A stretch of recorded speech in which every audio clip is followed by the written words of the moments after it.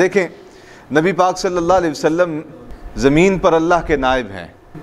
حضور کی ذات اللہ کے قرآن کی سب سے پہلے مفسر اور شارح ہے.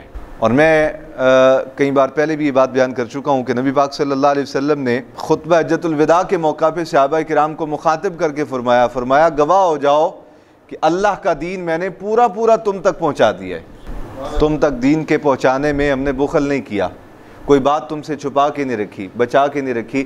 جو کچھ رب کا دین تھا ہم نے پورے کا پورا تم تک پہنچا دیا. بخاری شریف میں حضرت سیدنا ابو ہریرہ رضی اللہ تعالیٰ عنہ سے روایت ہے، فرماتے ہیں آقا علیہ السلام نے 7 چیزوں سے منع فرمایا. 7 چیزیں ہلاکت والی ہیں، ہلاک کرنے والی ہیں، اپنے آپ کو ان سے بچا کے رکھو. عرض کیا گیا یا رسول اللہ وہ کون سی 7 چیزیں ہیں؟ فرمایا ان میں سے سب سے پہلی چیز اللہ کے ساتھ شریک ٹھہرانا. جو چیزیں انسان کو ہلاک کرتی ہیں ان میں سے سب سے پہلی چیز اللہ کے ساتھ کسی کو شریک ٹھہرانا. شریک ٹھہرانے کا مطلب کیا ہے؟ یہ تھوڑا سا بالکل اختصار کے ساتھ سمجھ لیں.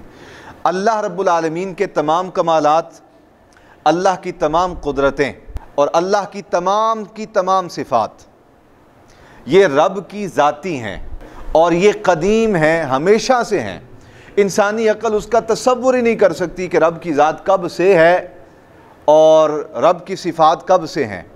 اس کے بارے میں دین حق اسلام صرف 2 لفظ بولتا ہے کہ اللہ کی جتنے کمالات ہیں، اللہ کی صفات ہیں، اللہ کی طاقتیں ہیں، وہ ساری کی ساری اس کی ذاتی ہیں اور وہ قدیم ہیں. قدیم سے مراد کیا؟ ہمیشہ سے ہیں. اللہ کی صفتیں جیسے رب ہمیشہ سے ہے اسی طرح اللہ کی صفتیں بھی ہمیشہ سے ہیں. اب شریک ٹھہرانا کیا ہوگا؟ شریک ٹھہرانا یہ ہوگا کہ کوئی شخص جو اللہ کی صفات ہیں، اللہ کی قدرتیں ہیں، ان کو تو ذاتی مانے کہ رب کی وہ ذاتی قدرتیں ہیں، جیسے وہ رب کی ذاتی صفات مانتا ہے، قدیم مانتا ہے، اسی طرح وہ اللہ کے علاوہ کسی اور کے کمالات کو اور کسی اور کی صفات کو بھی منوان ایسے ہی تسلیم کرے کہ جیسے رب کی صفات قدیم ہیں ایسے ہی اس بندے کی صفات بھی قدیم ہیں. جیسے رب کی صفات ذاتی ہیں ایسے ہی اس بندے کی صفات بھی ذاتی ہیں. اگر کوئی شخص کسی رب کے علاوہ کسی اور ذات، چاہے وہ انبیاء ہو، رسول اعظام ہی کیوں نہ ہو، کسی نبی کے بارے میں، کسی رسول کے بارے میں یہ عقیدہ رکھے کہ جیسے رب کی صفات قدیم ہیں اور ذاتی ہیں اسی طرح نبیوں کی صفتیں بھی قدیم ہیں اور ذاتی ہیں، تو یہ شرک ہے. بالکل آسان تشریح ہے. لیکن 1400 سال سے امت کا جو نظریہ ہے انبیاء کرام اور رسول اعظام سے متعلق وہ یہ ہے کہ نبیوں کو جو رب تعالیٰ نے معجزات عطا فرمائے، قدرتیں اور طاقتیں اور کمالات عطا فرمائے، جو اعلیٰ صفتیں اور شانیں عطا فرمائیں، وہ انبیاء کرام علیہ السلام کی ذاتی نہیں بلکہ رب کی عطا کردہ ہیں. رب کی عطا کردہ ہیں. اگر کوئی یہ شخص یہ خیال کرے کہ جیسے رب کی صفتیں ذاتی ہیں اسی طرح نبیوں کی صفتیں بھی ذاتی ہیں تو یہ شرک ہے. جیسے رب کی صفتیں قدیم ہیں، ہمیشہ سے ہیں، اسی طرح معاذ اللہ نبیوں کی یا ولیوں کی صفتیں بھی جو ہیں وہ قدیم ہیں، ہمیشہ سے ہیں، تو یہ شرک ہے. لیکن جو امت کا نظریہ اور عقیدہ ہے 1400 سال سے، اگر لوگ اس پر قائم رہیں کہ اللہ کی تمام صفات، اللہ کی تمام قدرتیں اس کی ذاتی ہیں اور قدیم ہیں، اور اللہ کے نبیوں اور ولیوں اور اللہ کے محبوب بندوں کی جو صفات ہیں نہ وہ قدیم ہیں نہ وہ ذاتی ہیں بلکہ وہ اللہ کی طرف سے عطا کردہ ہیں، تو یہ شرک نہیں ہوگا. تو 7 چیزیں فرمائی یہ ہلاک کرنے والی ہیں، ان سے بچتے رہو، بچاؤ اپنے آپ کو. سب سے پہلی چیز اللہ کے ساتھ کسی کو شریک ٹھہرانا.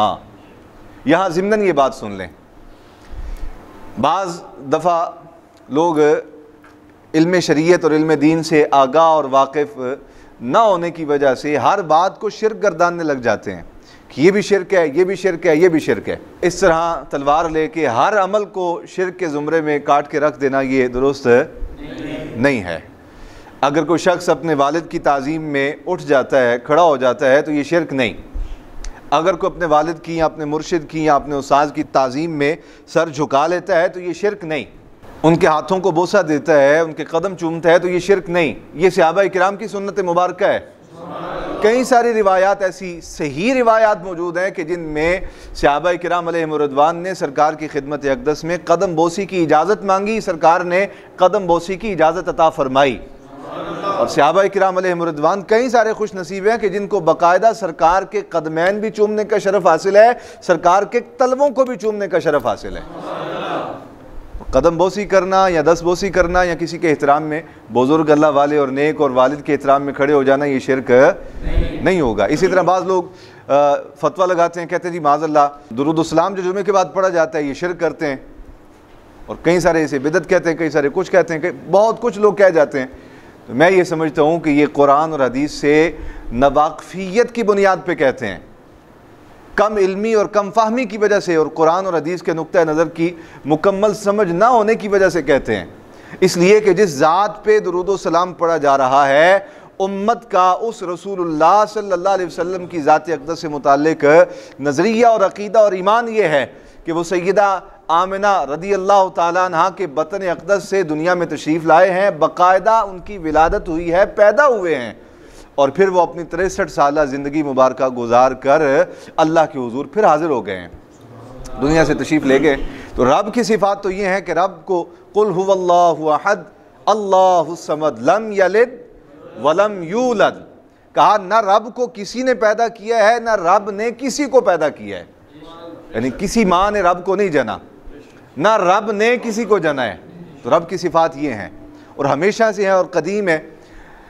امت سرکار کے بارے میں یہ نظریہ رکھتی ہے کہ جس ذات پہ ہم کھڑے ہو کے درود و سلام پڑھ رہے ہیں تعظیم اور اکرام کے ساتھ، وہ ذات پیدا بھی ہوئی ہے اور 63 سالہ زندگی گزار کے وہ عالم برزخ میں بھی تشریف لے گئے ہیں۔ تو لہٰذا کسی صورت بھی کھڑے ہو کے درود و سلام پڑھنے کو شرک نہیں کہا جائے گا۔ جو شرک کہے گا وہ معاذ اللہ اس کے بارے میں ہمارا تو یہی نظریہ ہوگا کہ وہ قرآن و حدیث کی تعلیمات سے واقف نہیں ہے، وہ جہالت کی بنیاد پہ ایسا کہہ رہا ہے۔ تو 7 چیزیں جو ہلاک کرنے والی ہیں ان میں سے فرمایا پہلی چیز اللہ کے ساتھ شریک ٹھہرانا۔